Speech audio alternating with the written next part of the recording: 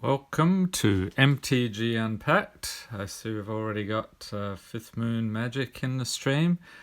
So this will be a short live stream announcing the next live stream. So a bit of live stream inception going on. The next one will be Sunday, December 10th. So that's today, 2017 at 4:30 p.m. Central Time. There's been a few people who've had trouble with the announcements previously. They've missed the streams, and Fifth Moon sees the squirrel. Well, you may be surprised momentarily. So some people have missed the stream, so I thought I'd do a live stream for the live stream. Plus, I really wanted to open this unstable pack from F&M last night. We had the choice of either unstable or Ixalan, and nearly everyone picked unstable just because they know with the basic lands, full art basic lands in here, that they're worth a few bucks, and I saw them in a few decks, so people were excited about those. So this is a jackalope here, not actually a squirrel, but you can't really tell, the antlers don't come through that well. Alright, so I'll crack this open, see what we get today. There'll be a lot more unstable over the next week. I'll be doing more snacks. It's probably going to be about a week and a half of snacks. Okay, so we have an old guard. He's an artifact creature. Tap target creature without reminder text. You say you're capable of flying. You got any proof of that? Alright. And Durf says, do I like squirrels? Well, about 20 years ago I liked squirrels, but being a homeowner who puts out birdseed, I have some bonsai in the backyard. I now hate squirrels because they get into everything. They dig things up, they plant their nuts, they chew on trees. I've lost a few bonsai from those guys chewing them apart, so not a big fan. But I do find them amusing on unstable cards. Next we have a Blurry Beeble. He looks very similar to SpongeBob. I don't know if anyone else has noticed that resemblance. So he has the blurry ability. He can be blocked only if defending player was wearing glasses as it was cast. Let's see. Whenever Blurry Beeble deals combat damage to a player, you may draw a card. If you do, discard a card. And he's a 1/1. Alright. Then we get a multi-headed something, and I'm going to have to do something here. Let me just grab one of my props. I've been doing this in some of the other videos, which you would not have seen yet, I don't think, so I just have to do this. This is a multi-headed Jase. Terrifying creature.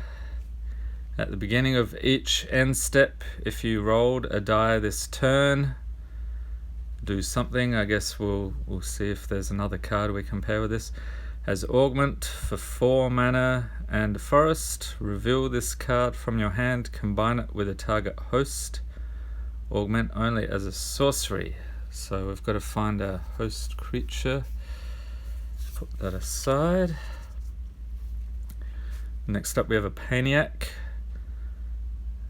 He's a Brainiac creature. At the beginning of your upkeep, roll a 6-sided die. Paniac gets +X +0 until end of turn, where X is the result.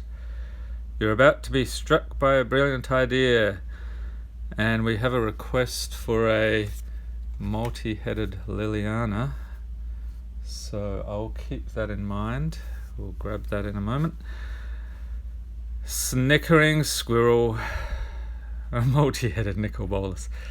Yeah, I'm gonna, you know what, I think I'll do some of those on the live stream later. Remind me this afternoon when I do that. You may tap snickering squirrel to increase the result of a die any player rolled by 1. In this line of work, you've got to know how to squirrel things away, quite literally in my case. And he's got his minions off to the side there.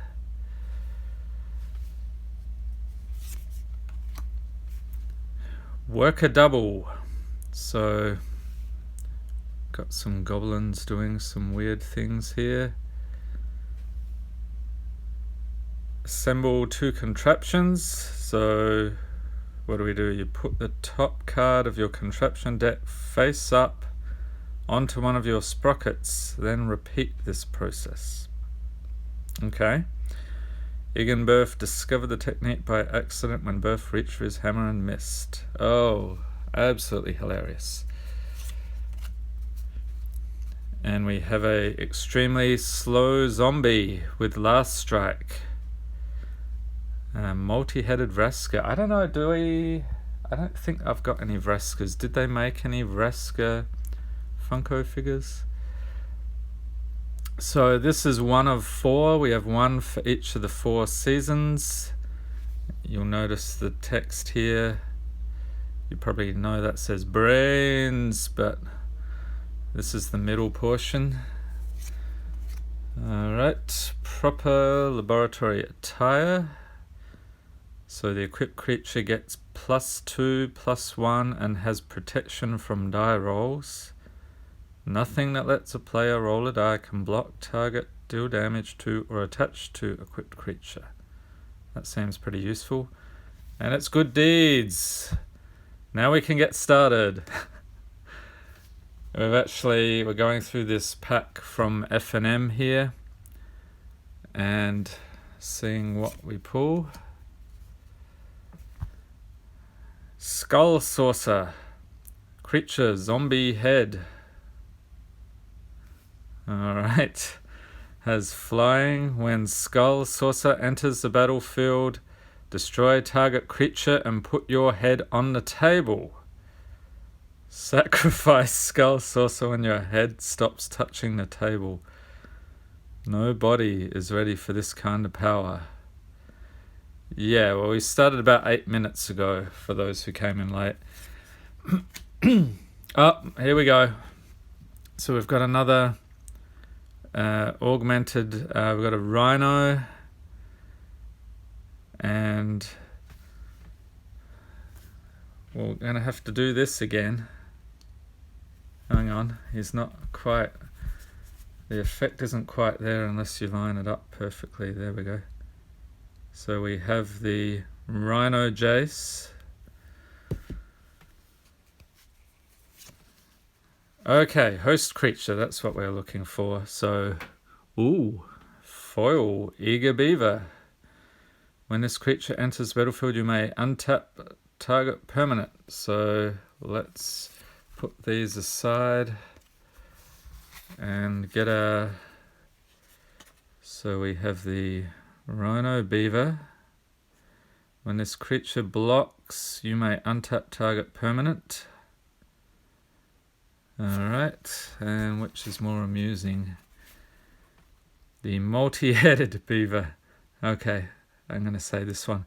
At the beginning of each end step, if you roll a die this turn, you may untap target permanent. Hey, JD. Okay, so which is the multi-headed beaver or the rhino beaver? Which gets the most laughs, or maybe a shrug of indifference? It's probably more likely. But these things amuse me. Okay, and a mythic. I think these are probably worth about 30 or 40 cents. So the Grand Calcutron. This one always trips me up. The Grand Calcutron. When it enters the battlefield, each player's hand becomes a program an ordered row of revealed cards. They can only play the first card of their program. If any card would be put into a player's hand from anywhere, that player reveals it and places it anywhere within his or her program instead. Okay.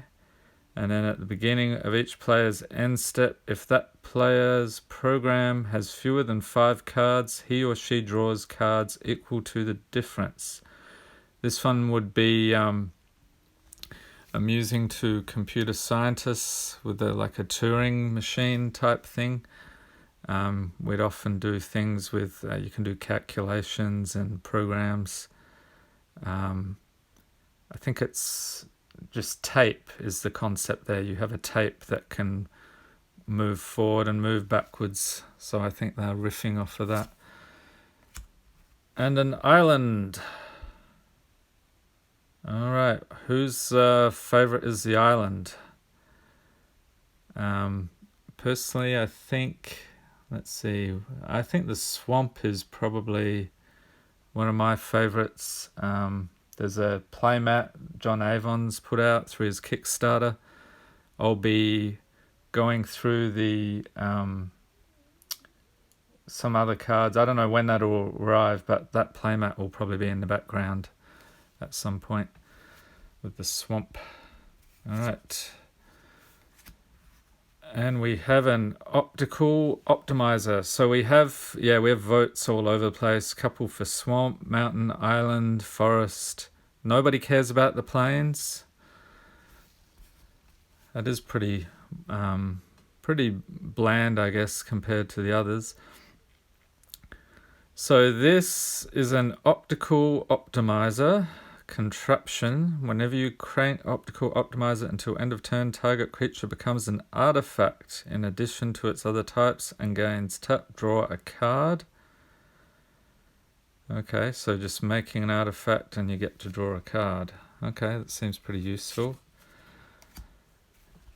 We've got a division table. Another contraption. Whenever you crank division table, target player loses 2 life. Alright, so just pings them every time. And then the cranking concept, I'm assuming you just, when you're moving it to the next sprocket each time, and then you wrap around again for whatever contraptions you have. And a foil zombie token. Zombie? No, vampire. That's a vampire, not a zombie. I got zombies on the brains. And then on the back, I like the, they have the full art here. So I wonder if these will have much of a premium over the regular ones. Could be interesting. See if we get more of these appearing in decks when people put them out. Alright, so there we go. Short, sharp and shiny live stream. I'll be setting up the next one shortly. That will be starting at 4:30 p.m. Central Time today. So that's December 10th. And I hope you will join me. Possibly Jase, still to be decided. I'm not sure if he needs to be put back in the box or if he will be helping us get some good pulls. We'll see. And I'll be cracking open a stack of unstable packs. Not sure how many just yet, maybe half a dozen or so. We'll see. And I hope you will join me then. And have a great day.